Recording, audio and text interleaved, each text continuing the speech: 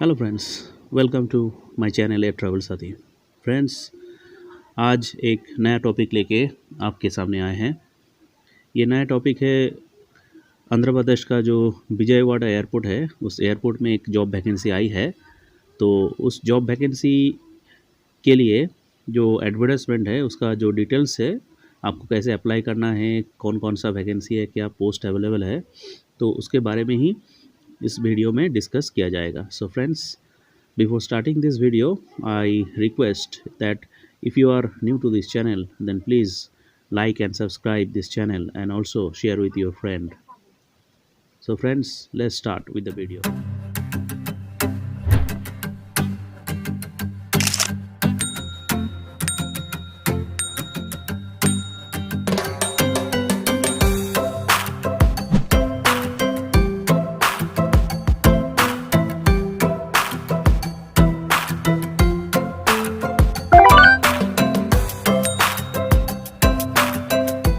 So friends, आपको पता है कि एआई एयरपोर्ट सर्विसेज लिमिटेड एक सब्सिडियरी ऑर्गेनाइजेशन जो एयर इंडिया का था बिफोर सेल, तो अभी एक इंडिपेंडेंट ग्राउंड हैंडलिंग यूनिट है। जो यूनिट अराउंड 82 जो इंडियन एयरपोर्ट्स में जो ग्राउंड हैंडलिंग जो सर्विसेज है वो प्रोवाइड करती है बहुत सारा डोमेस्टिक और फॉरेन कैरियर्स को। तो फ्रेंड्स, जो वैकेंसी विजयवाड़ा एयरपोर्ट के लिए निकला है तो उसका क्या टर्म्स कंडीशन है, कौन कौन अप्लाई कर सकता है, क्या क्वालिफिकेशन है और इंटरव्यू डिटेल्स क्या है, तो इस वीडियो में इसी रिलेटेड सभी डिस्कशन किया जाएगा। So friends, kindly completely watch the complete video.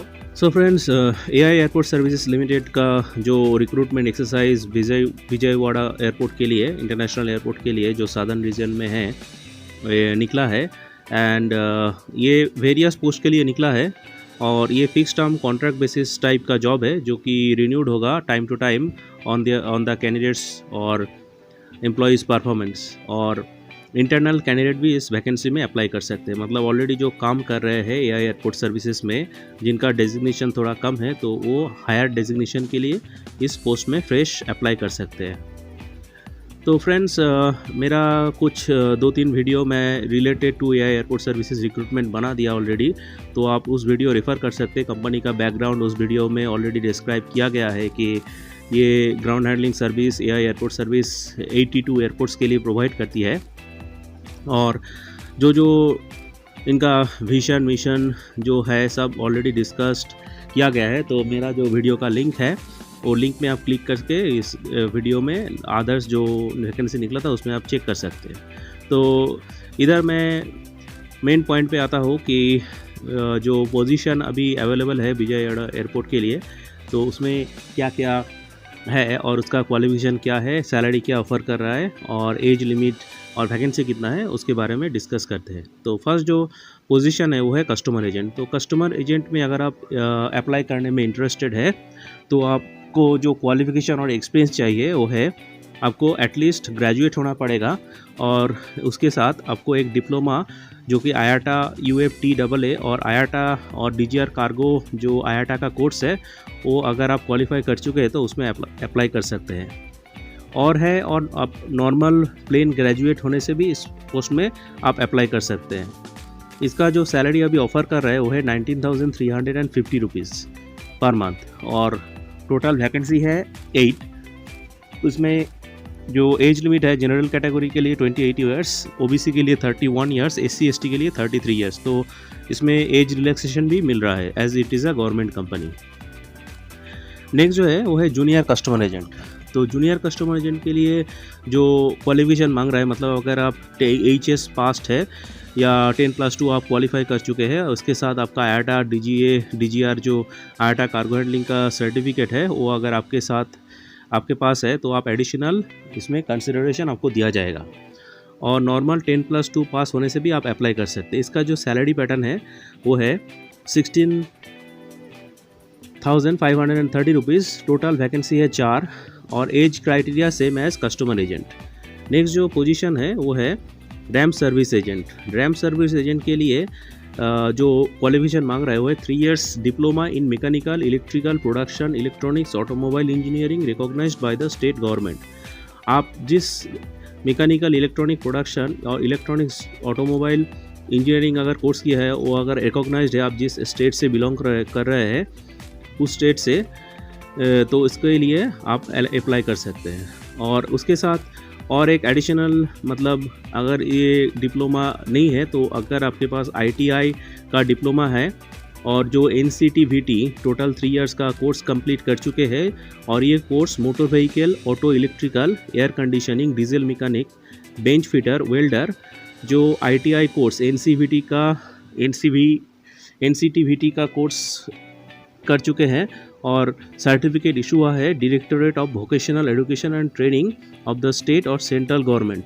State और सेंट्रल गवर्नमेंट कोई भी अगर रिकॉग्नाइज्ड इंस्टीट्यूट से आप ये कोर्स किए हैं और 1 year का एक्सपीरियंस है वेल्डिंग का, और ये कोर्स अगर आप 10th के बाद कर चुके हैं और एग्जामिनेशन पैटर्न हिंदी और इंग्लिश में हुआ है और लोकल लैंग्वेज में हुआ है, तो आप रैम सर्विस एजेंट के लिए अप्लाई कर सकते हैं।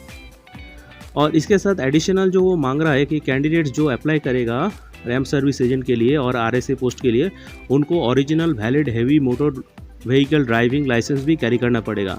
जब उनका ट्रेड टेस्ट होगा, अगर आपको कॉल किया जाता है रैम सर्विस एजेंट पोस्ट के लिए, तो उस टाइम आपको ये प्रोड्यूस करना पड़ेगा heavy motor vehicle driving licence, और ये ओरिजिनल फॉर्मेट में होना पड़ेगा।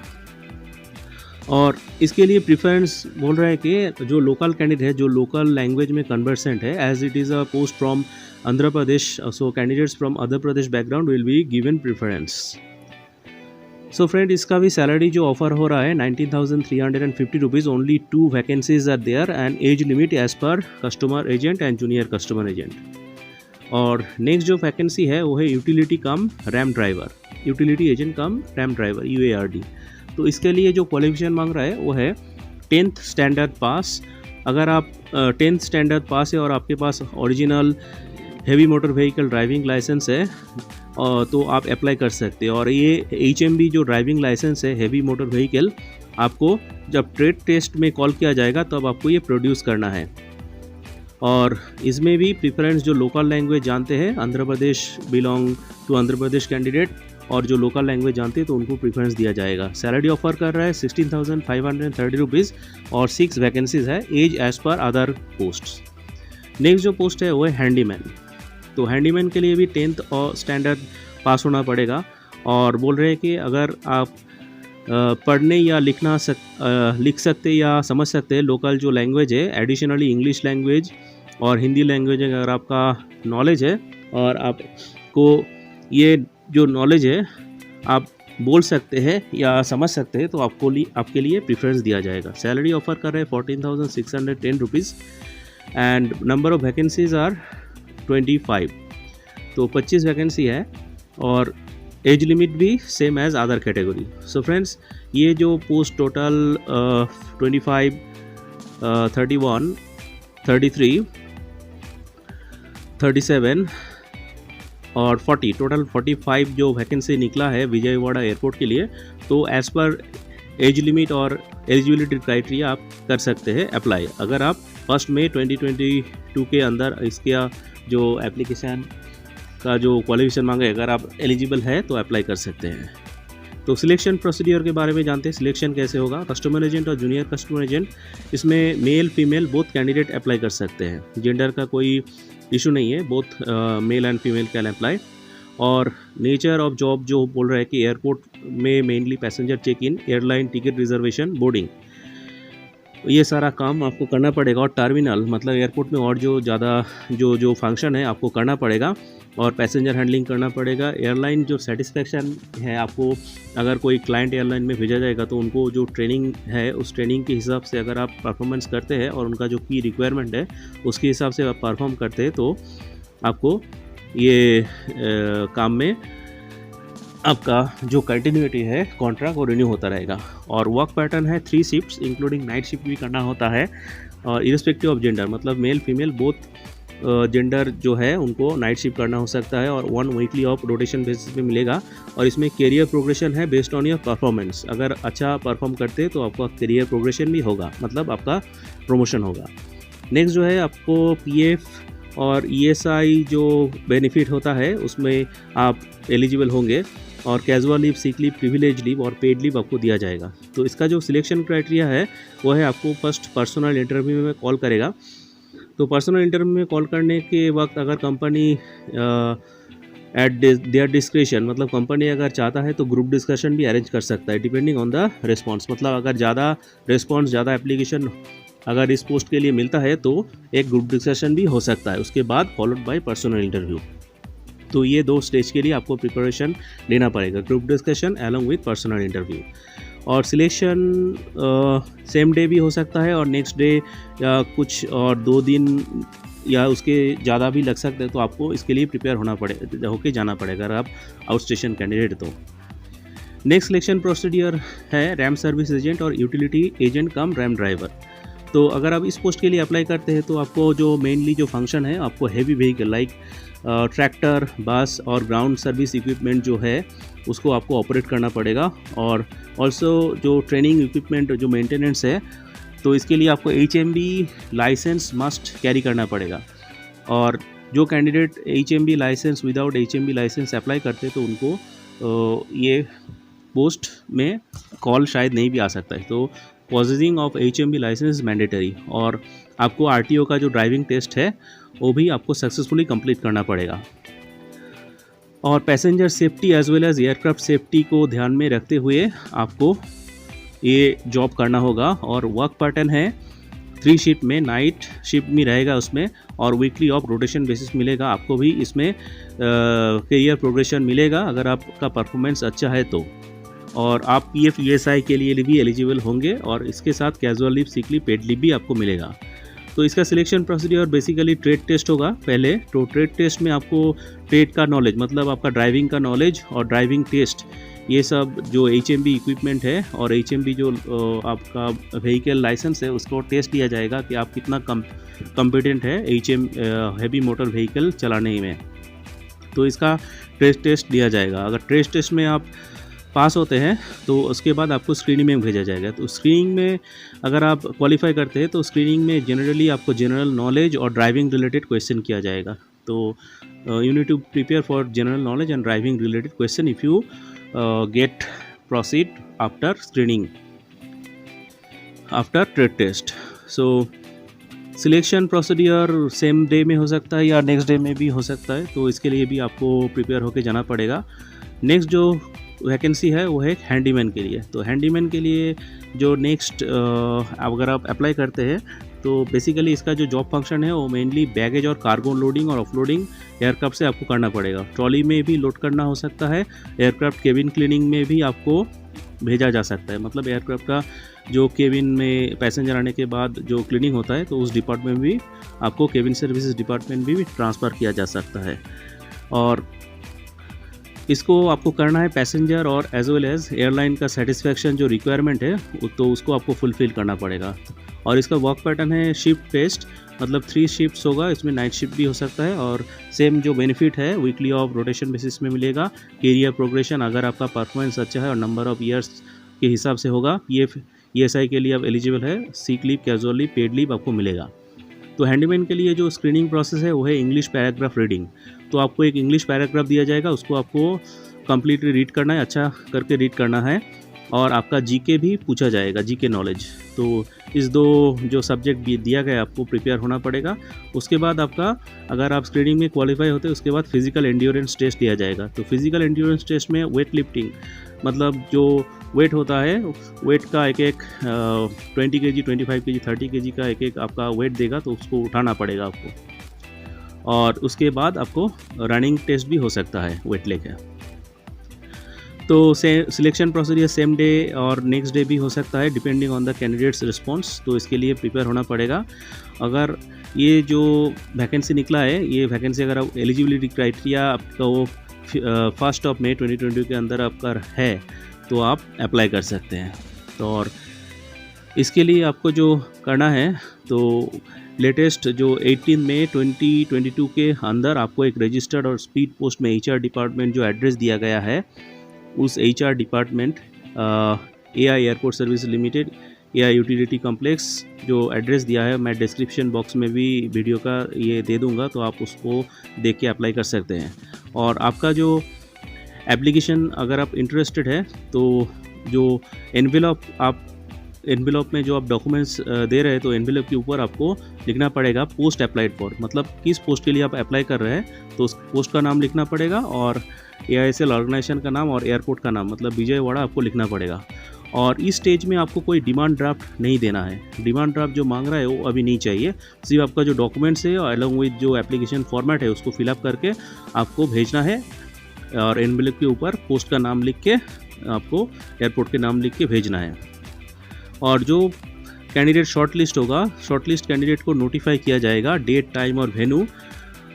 और ये नोटिफिकेशन आपको मिलने के बाद आपका जो डॉक्यूमेंट्स वेरिफिकेशन होगा और इंटरव्यू, स्क्रीनिंग और ट्रेड टेस्ट कब होगा, फिजिकल एंड्योरेंस कब होगा, तो कैंडिडेट को सब ये नोटिफिकेशन में बताया जाएगा। और जो डेट एंड टाइम और एप्लीकेशन जो जब आपको कॉल आता है, तो ड्यूली फिल्ड एप्लीकेशन फॉर्म और जो कॉपीज़ आपने दिया है उसका भी टेस्टिमोनियल, मतलब xerox copy along with original जो आपने भेजा है उसको लेके आना है, along with 1 application fee, that is ₹500। और ये 500 रुपीज़ का डिमांड ड्राफ्ट आपको जब कॉल आएगा इंटरव्यू में, तब उसको लेके आपको आना है। तो और डिमांड ड्राफ्ट में आपको जो लिखना है, वो डिमांड ड्राफ्ट बनाना है in favour of AI airport services limited, और ये पेएबल लिखना पड़ेगा मुंबई के लिए।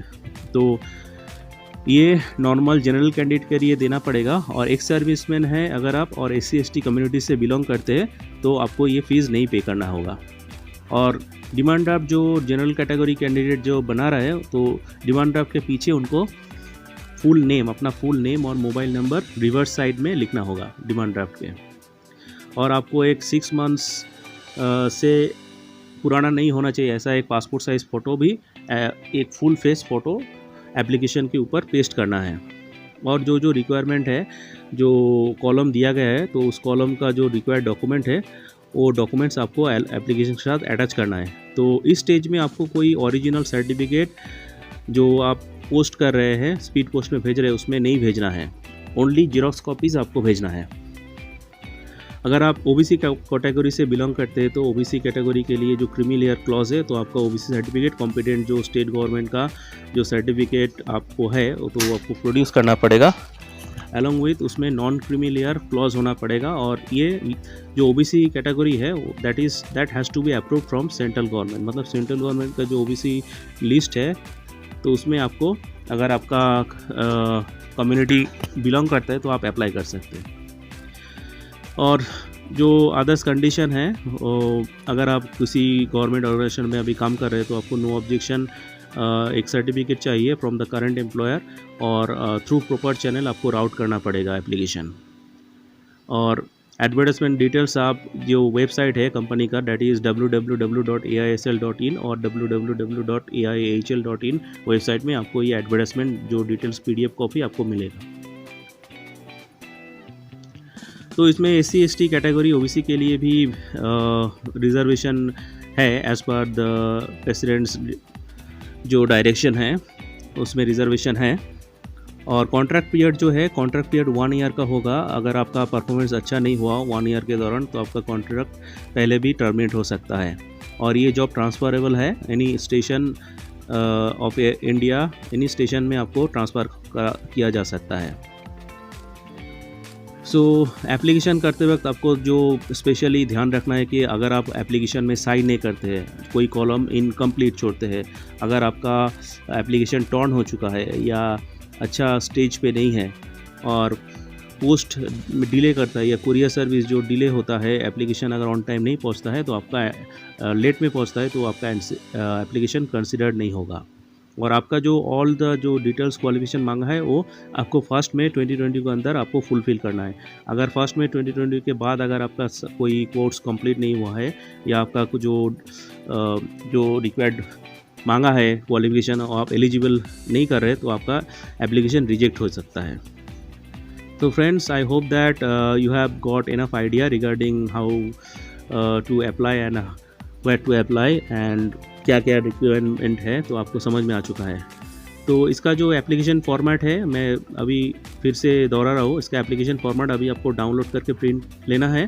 प्रिंट करके आपको फिलअप करके उसके साथ जो रिक्वायर्ड डॉक्यूमेंट्स मांगा है और डॉक्यूमेंट्स आपको इसके साथ अटैच करना है। इस स्टेज में आपको कोई डिमांड ड्राफ्ट या ओरिजिनल डॉक्यूमेंट्स नहीं भेजना है, ओके। और आपको साइन, ये जो कॉलम है, साइन आपको डेफिनेटली करना है। अगर अनसाइन करते हैं, अनसाइन मतलब साइन नहीं करते, तो आपका एप्लीकेशन रिजेक्ट हो जाएगा।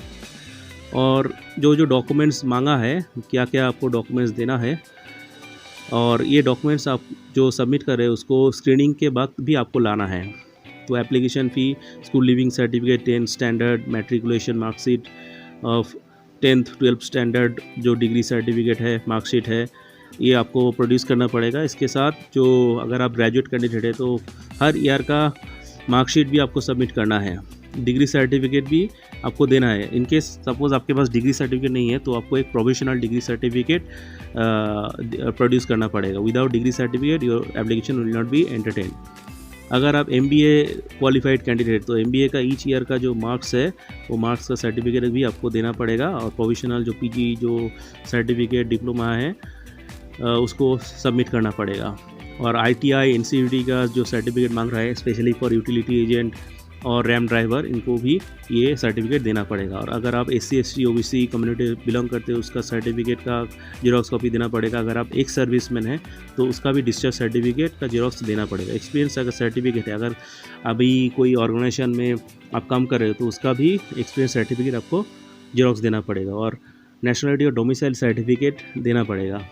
मतलब आपका जो residential certificate, local SDO BDO से आप ये सर्टिफिकेट ले सकते हैं और इसका जेरॉक्स कॉपी आपको देना पड़ेगा। पैन कार्ड का कॉपी, आधार कार्ड का कॉपी और इनकम एसेट सर्टिफिकेट, जो इकोनॉमिकली वीकर सेक्शन है, EWS कैंडिडेट, उनको इनकम और एसेट सर्टिफिकेट का जेरॉक्स देना है। और driving licence, both front and back side का जेरॉक्स कॉपी आपको ड्राइविंग लाइसेंस का ये देना है। तो ये सब डॉक्यूमेंट्स जो मांगा है डेफिनेटली आपको सबमिट करना है। अगर इसमें से कोई अगर आपका जो एप्लीकेशन क्राइटेरिया अगर आप सबमिट नहीं कर रहे हैं तो आपका एप्लीकेशन रिजेक्ट हो जाएगा। So friends, I hope that आपको समझ में आ चुका है क्या क्या डॉक्यूमेंट्स आपको सबमिट करना है। अगर फर्दर कोई इन्फॉर्मेशन चाहिए तो डेफिनेटली आप कमेंट कर सकते हैं इस वीडियो में, and I hope that I will give you prompt reply. So friends, इस वीडियो को देख के अगर आपको अच्छा लगा है और अगर आप कोई फ्यूचर कोई अपडेट्स जानना चाहते हैं तो डेफिनेटली आप ये चैनल सब्सक्राइब कर लीजिए, ताकि इन फ्यूचर आपको ऐसी जॉब रिलेटेड वैकेंसी के बारे में इंफॉर्मेशन हम देते रहेंगे। और अगर कोई दूसरा इन्फॉर्मेशन चाहिए, AI एयरपोर्ट सर्विसेज लिमिटेड जो वैकेंसी निकला है, तो आप डेफिनेटली कमेंट करके इस वीडियो में बता सकते हैं। So friends, thank you for watching and keep watching. Have a nice day. Thank you.